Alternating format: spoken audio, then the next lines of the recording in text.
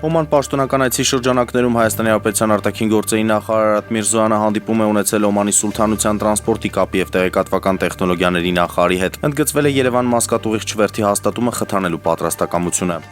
Ներքին գործերի նախարար Արփինե Սարգսյանը Ղարաբաղից տեղահանված հայերի սոցիալ-տնտեսական ներառման գործընթաց խորագրով քննարկման ժամանակ հայտարարել է, որ Ղարաբաղից տեղահանված 34576 անձ ստացել է Հայաստանի Հանրապետության քաղաքացիություն։ Հայ-առաքելական եկեղեցու Շիրակի թեմի առաջնորդ Միքայել arczepiskopos Աջափահյանը կշարունակի մնալ տնային կալանքի տակ վերաքննիչքրական դատարանը մերժել է պաշտպանական կողմի միջնորդությունը նրա խափանման միջոցը վերացնելու վերաբերյալ։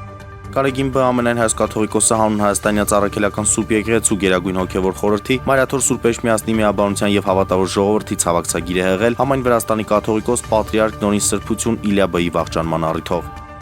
Իրանի հետախուզության նախարար Էսմայիլ Խաթիբին սպանվել է, հաղորդում է Reuters-ը, ըղում անելով Իսրայելի պաշտպանության նախարար Իսրայել Կացին, նա հայտարարել է, որ Իրանի հետախուզության նախարարը սպանվել է գիշերը տեղի ունեցած հարվածի ժամանակ։ Աֆրիկյան ֆուտբոլում մեծ սկանդալ է բռնվել այն բանից հետո, երբ Աֆրիկյան ֆուտբոլի կոնֆեդերացիան որոշում է կայացրել զրկել Սենեգալին 2025 թվականի Աֆրիկայի ազգերի գավաթի տիտղոսից եւ այն շնորհել Մարոկկոյի ազգային հավաքականին։ Սենեգալի իշխանությունները պահանջել են անկախ միջազգային հետաքննություն, նշելով, որ որոշումն անօրինական է եւ խորապես անարդար։